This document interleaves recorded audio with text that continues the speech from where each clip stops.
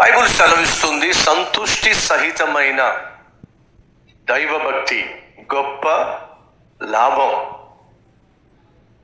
ఈ లోకానికి నువ్వేమీ తీసుకురాలా, దిగంబరిగానే వచ్చావు.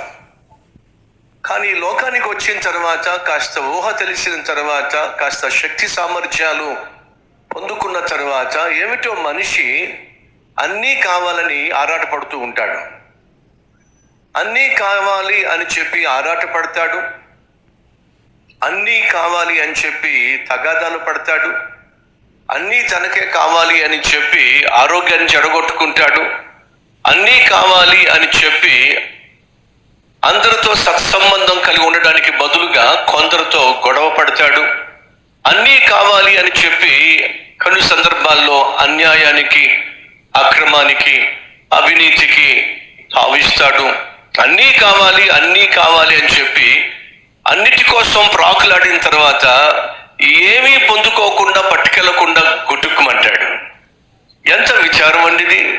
అది కావాలి, ఇది కావాలి, ఇది కావాలి, అది కావాలి అని చెప్పి అన్నిటినీ పోగేసుకున్న తర్వాత అనుభవించే సమయం వచ్చినప్పుడు కాస్త గుట్టుకుమంటాడు, ఏమీ పట్టుకెళ్లకుండానే ఒట్టి చేతులతో వెళ్ళిపోతాడు. మీకు ఏమైనా అర్థమైందా?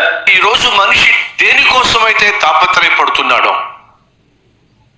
ఈరోజు నువ్వు దేనికోసం తాపత్రయపడుతున్నావో, ఏది కావాలని తాపత్రయపడుతున్నావో, దేనికోసం తాపత్రయపడుతున్నావో, దేని వెంట పడుతున్నావో, ఏది సాధించాలి, సంపాదించాలి అని చెప్పి నువ్వు నీ ఆత్మీయతను పణంగా పెట్టి, నీ ఆరోగ్యాన్ని పణంగా పెట్టి, నీ ప్రశాంతతను పణంగా పెట్టి, పరిశుద్ధతను పణంగా పెట్టి, కుటుంబాన్ని పణంగా పెట్టి, భార్య బిడ్డలను పణంగా పెట్టి నువ్వు ఏదైతే సంపాదించాలి, సాధించాలి అని చెప్పి పరుగులు తీస్తున్నావో ఒకసారి ఆలోచించు.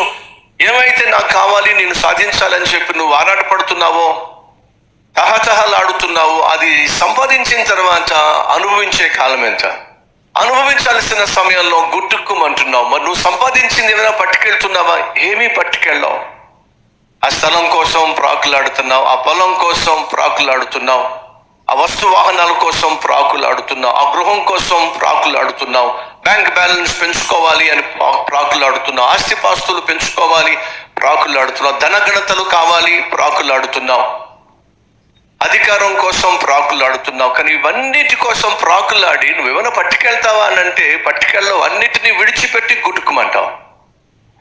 ఎందుకయ్యా అంటే నువ్వు ఒట్టి చేతులతోనే వచ్చావు, ఈ లోకం నుంచి ఒట్టి చేతులతోనే వెళ్లాల్సి వస్తుంది. ఇప్పుడు నా ప్రశ్న ఏమిటంటే, ఏమీ పట్టుకెళ్ళలేనప్పుడు ఎందుకు ఇది? చెప్పండి, ఏంటో? నువ్వేమీ నీతో పట్టుకుని వెళ్ళలేనప్పుడు ఎందుకండి? ఏమన్నాం తర్వాత? ఈ తగలడం దేనికండి? ఈ తంటాలు దేనికండి? ఈ ఆరాటం దేనికండి? ఈ పోరాటం దేనికండి? ఈ అనవసరమైన ప్రయాస దేనికండి? అనవసరమైన పట్టుదల దేనికండి? బైబిల్ సెలవిస్తుంది, నీతిమంతుడు కొంచెం సంపాదించినా సరే హాయిగా బ్రతికేస్తాడట. అది దేవుడు కోరుకుంటున్నాడు. ఒక్కసారి చూద్దామని 37వ కీర్తన 16వ వచనం, నీతిమంతునికి కలిగినది కొంచెమైనను బహుమంది భక్తిహీనులకున్న ధన సమృద్ధి కంటే శ్రేష్టము. దాన్ని షార్ట్ ఫామ్ చేస్తే ఏంటట? నీతిమంతుడు కలిగి ఉన్న కొంచెమే శ్రేష్టం. నువ్వు నీతిగా సంపాదించే కొంచెమే అది నీకు ఆశీర్వాదం. యథార్థంగా సంపాదించే కొంచెమే అది నీకు దీవెనకరం. బహుమంది భక్తిహీనులకున్న ధన సమృద్ధి కంటే, నీ చుట్టూ చాలా మంది ధనవంతులు ఉంటారు, బాగా డబ్బు సంపాదించే వాళ్ళు ఉంటారు, తక్కువ సమయంలో ఎక్కువ సంపాదించే వాళ్ళు ఉంటారు, అడ్డదారుల్లో అడ్డమైన పనులు చేసి ధనవంతులు అయ్యే వాళ్ళు ఉంటారు, ఆస్తికి కర్తలుగా మారుతారు, నీ కళ్ళ ముందే సుఖభోగాలు అనుభవిస్తున్నట్టుగా కనిపిస్తారు. దయచేసి గమనించండి, అన్యాయపు సంపాదనలో, పాపిష్టి స్త్రీలో సంతోషము సమాధానము ఉండదు అనే వాస్తవాన్ని మర్చిపోకండి. నీతిమంతుడు సంపాదించే కొంచెమే బహుమంది భక్తిహీనులు సంపాదించే ధన సమృద్ధి కంటే, బైబిల్ ఏం సెలవిస్తుంది? శ్రేష్టం. సో నువ్వు సంపాదించే సంపాదన నీతితోనా లేక నికృష్టమైన పనులు చేశా? ఒకసారి ఆలోచించు. ఇంకొంచెం ముందుకెళ్దాం. 23వ అధ్యాయము సామెతలు 4. ఐశ్వర్యము పొంద ప్రయాసపడకము, నీకు అట్టి అభిప్రాయము కలిగినను. ఏం చేయమంటున్నాడు దేవుడు? విడిచిపెట్టేసేయి. ధనవంతుణ్ణి కావాలి, ఐశ్వర్యవంతుణ్ణి కావాలి, బాగా ఆస్తి సంపాదించాలి అనే అభిప్రాయం కానీ ఆలోచన కానీ తపన కానీ నీలో ఉన్నట్లయితే బైబిల్ సెలవిస్తుంది ఆ ఆలోచన విడిచిపెట్టేసేయి. ఎందుకయ్యా అంటే దానివల్ల నీకు క్షేమము, సమాధానము, సంతోషము సులభముగా దక్కదు. ఆ అభిప్రాయం ఉన్నా సరే, ఆలోచన ఉన్నా సరే దాన్ని విడిచిపెట్టేసేయి. ఒకవేళ దాని మీద నువ్వు దృష్టిని పెట్టినట్లయితే, దానికోసం నువ్వు ప్రాకులాడినట్లయితే, దానిని నువ్వు వెంటాడినట్లయితే ఏముందో చూడండి బైబిల్లో.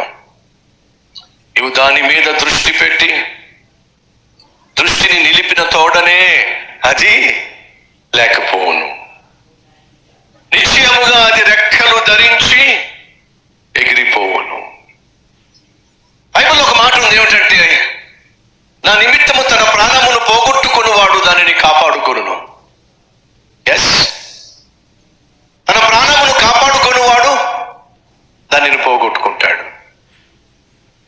అనగా నువ్వు దేన్నైతే కాపాడుకోవాలి అనుకుంటావో అది చేజారిపోతుంది.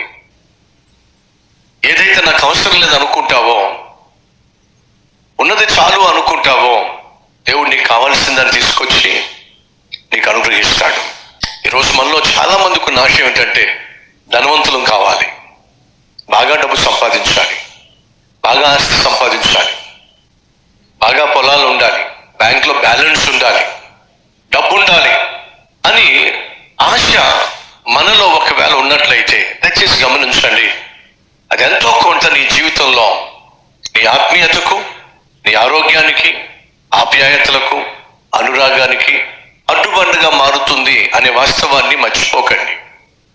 సహోదరి సహోదరా, కావాలి కావాలి కావాలి కావాలి అని దేవుని దగ్గరకు వచ్చి ఒకవేళ నువ్వు గోచాడుతూ ఉంటే దేవుడు అన్నాడు అనుకో చాలు అని చెప్పి ఇంకెప్పుడు నీకేమి ఇవ్వలేడో.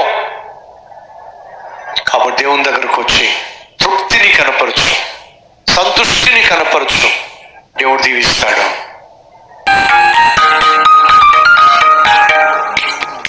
ప్రార్థన. మహాపరిశుద్ధుడు అయిన ప్రేమ కలిగిన తండ్రి, బహుశ్రేష్టమైన సందేశాన్ని మాకు అందించినందుకు నాయనా నీకు వందనాలు, స్తుతులు, స్తోత్రాలు నాయన. ఏమిటో ఆరాటం, ఎందుకో ఈ పోరాటం, ఇంకా సంపాదించాలి, ఇంకా సంపాదించాలి, ఇంకా సంపాదించాలి.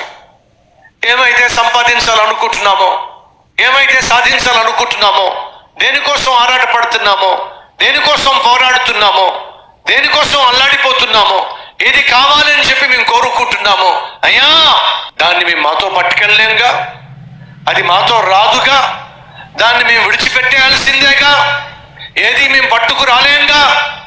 ఏమైతే మేము పట్టుకుని రాలేమో దానికోసం ఎందుకు నాయన ఈ భూమి మీద మేము పట్టడం? క్షమించయ్యా. ఈ లోకానికి మేమేమీ తీసుకురాలా, ఒట్టి చేతులతో వచ్చాం. ఈ లోకం నుండి ఒట్టి చేతులతోనే ఒకరోజు నాయన నీ రాజ్యానికి వచ్చేస్తాం. ఈ భూమి మీద మేము ఏమి సంపాదించినా అంతా వదిలేయాల్సిందే, ఏది మాతో రాదు. ఈ వాస్తవాన్ని గుర్తించి, ఈ వాస్తవాన్ని గ్రహించి నాయన నీతిగా జీవిస్తూ సంపాదించే కొంచెమే బహు ఆశీర్వాదమని, శ్రేష్టమని, క్షేమమని మాకు తెలియచేశాం. మేము చాలు అన్నప్పుడు అత్యధికమైన ఆశీర్వాదాన్ని మాకు ఇస్తాం.